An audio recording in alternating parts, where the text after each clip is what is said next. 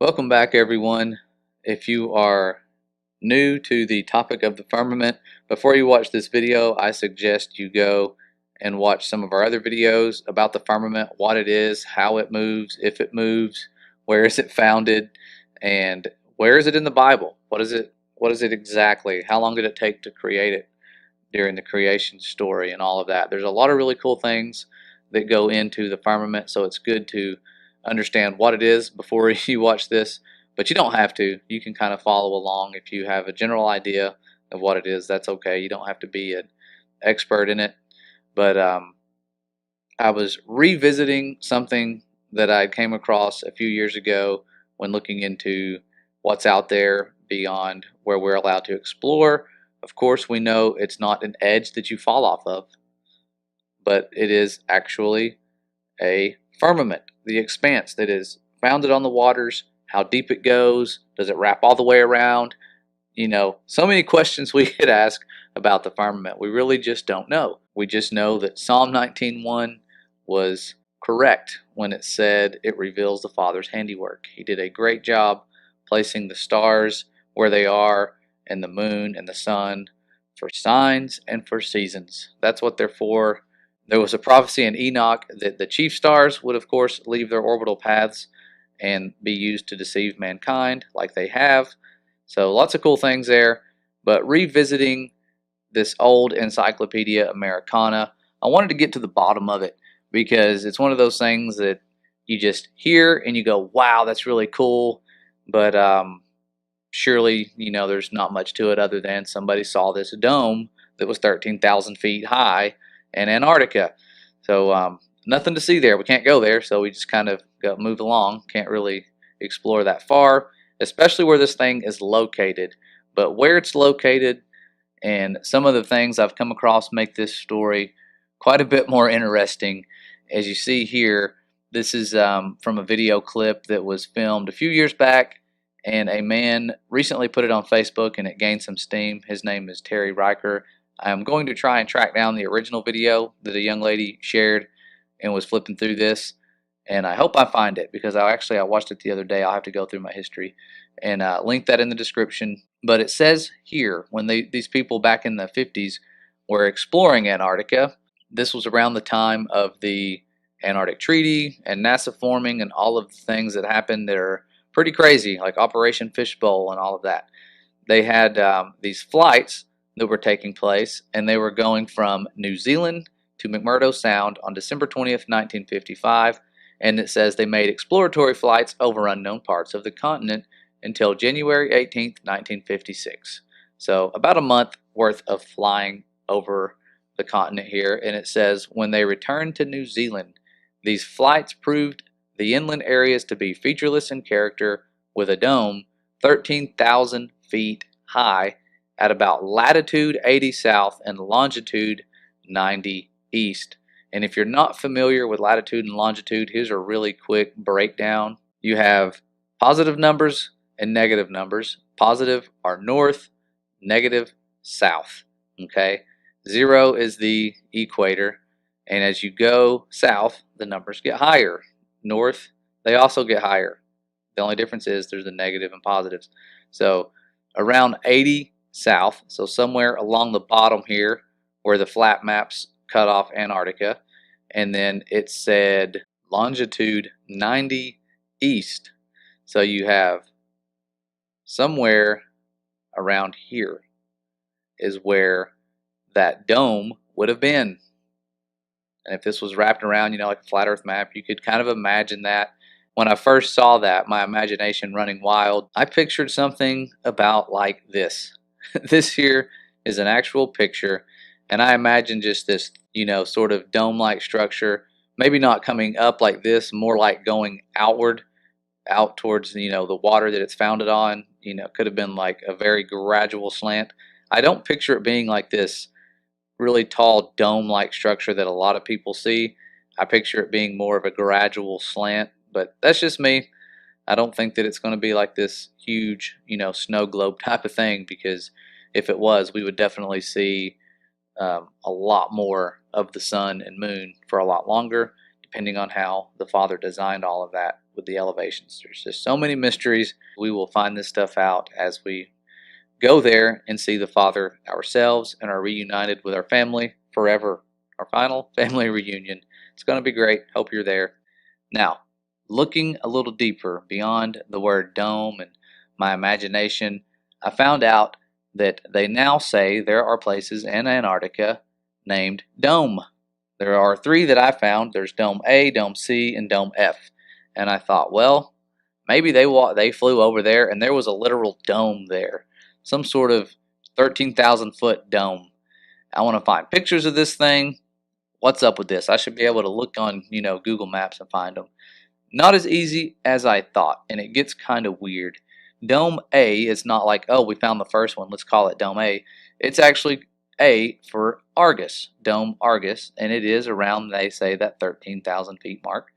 And Argus was Greek for all-seeing, like the all-seeing eye, sort of. And he's one of those late 6th century BC, so before Christ, and was appointed by the goddess Hera to watch the cow into which Hera's priestess had been transformed. But he was slain by Hermes, who was the son of Zeus, and is called Argiphontes, or I don't know how you say that, Argaphantes. I don't want to butcher that name any worse than I already am. But what it really means is the slayer of Argus. He was famous for that. So kind of like the Clash of the Titans or the Nephilim, you could kind of make some connections there. But Dome C is named after Dome Cirque. It's also referred to as Dome Circle, but the circle is actually from the word Cirque. It's a name from Greek mythology as well, with Cirque was the bewitching queen of Aeaea Island, one of the children of solar god Helios, right here. More of that pagan Helios stuff. Oh, well, I've pulled this from like Wikipedia, so when you highlight it, it pulls up Helios. Look at there. And the Oceanid nymph Perse, who changed men into animals by magic. So a lot of Disney type stuff going on here. But the Oceanids, or Oceanides, this is also, of course, the Greek stuff here, were 3,000, a number interpreted as meaning innumerable, daughters of the Titans, Oceanus and Tethys. Now, Dome F was Fuji, but the origin of the name is immortal or many soldiers, and it is a Japanese name because, of course, Dome F is guarded by the Japanese. It's one of their territories. They have to divide this place up to guard it. You can't just have one place in charge of guarding it because they could slack. Got to hold each other accountable. Can't let anybody explore the ice and maybe see a penguin or something. But that's just weird. They have these things that kind of have Titan origins and Greek mythology. If something could be bound up there, I don't know. There might actually be a large dome structure where something is bound underneath it, and or just some naturally occurring dome. But when I try to find pictures of it, I can't. All I find is things like this, man-made domes, and the only picture that I came across that was that place, Dome A, was this picture here. Does not look like a 13,000-foot dome. I'm not seeing any pictures that would prompt anyone to write that narrative of a 13,000-foot dome. And I've never thought, when I look at mountains, to go, hey, look at that dome over there. It's usually, hey, look at that ridge, look at that mountain. Never would I ever think to call them a dome, and then them to go along and name three of these places Dome. Dome A, C, and F. There may be more. There may be a B and a D or an E. I don't know. But it's interesting how they are kind of around the South Pole region, which would be, if you were to wrap it around the flat Earth, close to where the firmament would be if it was like the current models you see. I personally think that it would go much further, so I do think there's something to look into here. I don't think that this is like definite proof they were talking about the firmament, but when you go to Google Earth and you try to explore, things get very interesting. I'm going to look up Dome A, or Dome Argus, in Antarctica. And if you've been using Google Maps lately, they have all of these like 3D capabilities. I'm going to zoom in. There it is, Dome Argus. And if you look at the terrain, no dome-like structures. Get rid of this and zoom out. Flat as a pancake. This is satellite imagery. So I'm going to zoom in. Let's look at Dome Argus. You can actually slant Google Maps and have a 3D viewing of pretty much any place in the world except for Antarctica. This is as good as I can get right here. Bunch of flat white snow at Dome Argus. I'm going to zoom out. Try to find some actual real landscaping that has a picture made of it, of like, you know, a photo from above with their little spy plane they have going around. And what you see is Antarctica is mostly cartoon, which is weird considering we've had people there for decades studying it for science. So Dome A does not exist on Google Earth. Nothing there, just a flat little surface here, no dome whatsoever. Zoom out, give you a better look. Okay, some mountain ranges here, but let's look up Dome Circle Antarctica, better known as Dome C. So here it is. Zoom in, try to do the same thing. You hold down the control key or command key if you're on a Mac. You should get a 3D image of everything. Be able to zoom in, but you can't. Guess their information is not up to date. Still can't do that with Antarctica. And again, the dome structure appears to be absent here. I'm going to zoom out and show you right here what I'm talking about with this patchwork. They have literally quilted everything in. Here is their quilting work. Looks like they took a picture of something from above and then just cut it out, pasted it right here. Not sure what this stuff is, the yellow stuff, part of the dome C right here. Looks like they just stacked some papers up on their desk and then took a picture of it. It's kind of sloppy, but this is what we got. Decades of science, and they don't even have like altitude balloon pictures or plane pictures or anything, but like cartoon drawing. Somebody drew this in on Microsoft Paint right here, just spray paint, you know, like we did back in the 90s when we were cool. But that's it right there. Nothing too impressive. I think I just saw a black hole right there, and it goes away. See the black hole? Hollow Earth right there. Sorry, I'm not laughing at anyone who believes in Hollow Earth. I know there is actually a little bit to that, actually.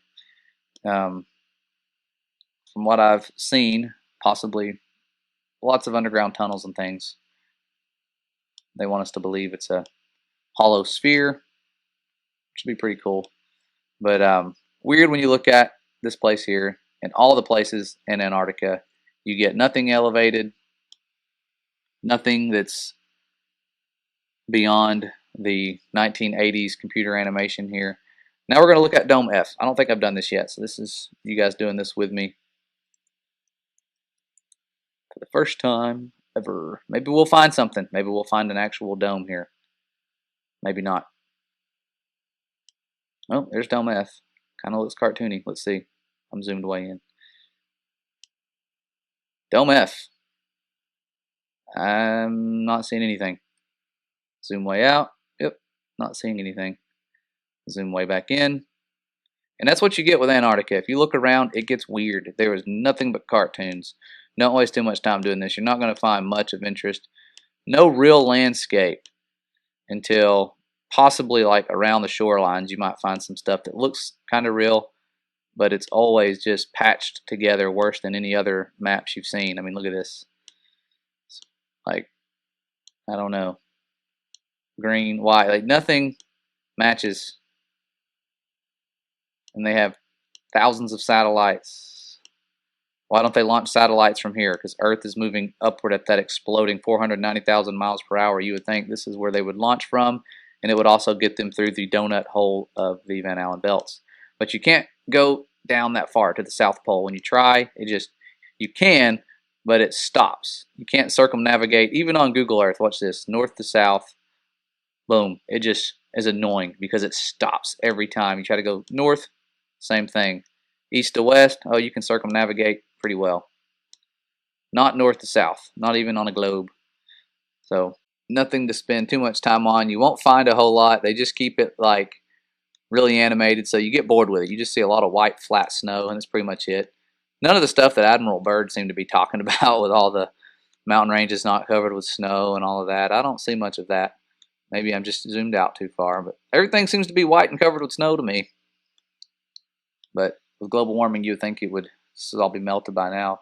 So back to the presentation. The only domes I could find were pictures of man-made domes in Antarctica. Not sure why they would want to go out there and build these giant man-made domes in one of the coldest places on Earth. It'd be kind of hard to heat this place. I'm sure there's a purpose. I haven't looked much into all of that. But did see some really cool images of light effects, kind of like the sun dogs, but they have these right here. This looks kind of like a rainbow, like a white rainbow, which reminded me of something I came across as a moonbow.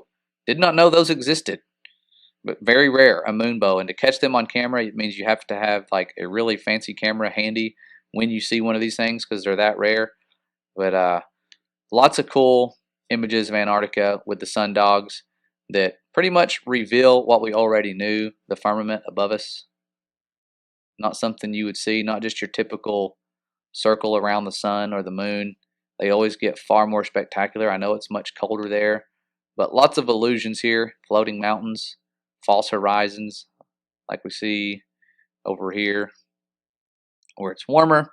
But for many, the intriguing things about Antarctica was the early days of exploration, because many have talked about Captain Cook and his 60,000-mile journey along the coastline and never once finding an inlet. Okay, he even wrote that no continent was to be found in this ocean, but must lie so far south as to be wholly inaccessible on account of ice. So his journey was probably very monotonous, trying to find a way in for 60,000 miles. I would have given up on about several thousand miles right there. That's quite the endurance. Now here is a quote from William Coppender's book, 100 Proofs the Earth is Not a Globe, and this is page 78, where he says, "We can circumnavigate the South easily enough, is often said by those who don't know. The British ship Challenger recently completed the circuit of the southern region indirectly, to be sure, but she was 3 years about it and traversed nearly 69,000 miles, a stretch long enough to have taken her 6 times round on the globular hypothesis." I didn't know about this one. I knew about the other one, but I didn't know about this one. Captain Cook was the only one I'd heard of, but that was indeed true. Here's the crew. This was more recent, so you actually have pictures of these guys, and they did travel and log that many miles. So quite impressive if they were going around sort of the azimuthal equidistant map that we've all seen and the older ones from around that time period. That would be about what you would expect. Not that this is the exact shape of it at all, but quite close. And the last thing that I wanted to find with Antarctica was some really good star trails and pictures of the stars. And that is another thing that really frustrates me, because we should have tons and tons of these hours and hours of footage due to how many stations we have and observatories and scientists all around the world, and we have hardly anything. And I was assuming I would have tons of them due to the fact that we have so many scientists in Antarctica studying it for the purpose of preserving it and for science and for peace and all of those things. Not sure why we don't have very many of those. I find some from the southern hemisphere, but not from there. I don't really see any. I think I found one or two from Antarctica, but if you can find some good ones, let me know. I only found like one video that was allegedly taken from Antarctica, and the stars were moving sort of kind of right along the horizon, east to west right there. It would just be circling around is what it looked like, as if the firmament is founded on the waters right back here, and the stars have their prescribed paths, except for the chief stars that left their orbital paths. They were all moving in the same direction in unity, just like they always have for centuries. So quite interesting to dive a little deeper into that and find out that there's just more mystery as you go. You can't get any answers on Google Earth, and the dome structure that was mentioned, whether it was an actual dome structure, who knows? But as far as Google Earth is concerned, there are no dome structures out there. It's just a cartoon, flat, white surface, and all we have is a few pictures here and there and some tourist stops that we can go to, and it costs about, $40,000 or more if you want to go by yourself to these little places. Not allowed to privately explore. The Antarctic Treaty doesn't end for another 20 plus years. Not much longer. Hopefully I'll still be alive. I know that we have World War III about to start right now, and it's heartbreaking. Many of you are aware of the fact that this was planned a long time ago, and all the people who are getting excited about going to war and all this stuff have no clue that they are just being sent to the slaughter by the evil one who is smiling. Just like in that song we talked about, the Rolling Stones song, Sympathy for the Devil, where he's talking about watching this stuff as, the kings and queens fought for, centuries pretty much. He watched with glee. He was happy. You can read those lyrics and you'll know exactly how the evil one works. It's in that song. We did a video about that a while back. And that freaked me out when my dad pointed that out to me, how that song is pretty much the evil one speaking. And it's exactly what we have seen throughout history. And it's what's happening right now. So people from Iran, if you're watching this or thinking about the war and wanting revenge, you're being set up. We're all being set up. Our young, poor, patriotic people will die, and your young, patriotic, poor people, and innocent children as well, will most likely die, because that's what they want. That's what makes them happy, and it keeps us in turmoil and divided, and it stretches their rule of power. And instead of fighting, those wars against each other, we need to find the real enemy, take them out, instead of going, oh, it's the Americans or the Iranians. Nope, it's a little higher than that. It's the wickedness in high places. And we need to remember to pray for our enemies. We said that a lot.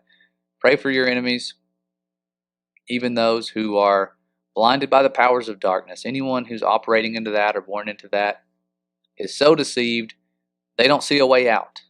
There is always a way out. And praying for them will stop the evil powers from being able to work. There was a satanic person who said that he was having a hard time, doing the things that he had been doing with the powers of darkness, and they said, you're being angel oppressed because people are praying for you. Similar to being demon oppressed. It's a real thing. They know the spirit realm. They know what they're up against. Many of us have no clue what we're up against, but we have a loving Father who is powerful, and there is no fear when you are a part of that light and that love and that power and the Holy Spirit. It's amazing. It removes all fear. It's a healing power, and you are loved far more than you realize by a Father whose works have been hidden and are just now being revealed in this generation. So thank you so much for helping us reveal the truth about His creation and His love. The most important thing is knowing who He is, who you are, and where you come from. And you are not a speck of dust. You do not have great-grand monkeys. You are a beloved creation of the Most High. And I hope you all share that good news with everyone. Thanks for watching, and God bless.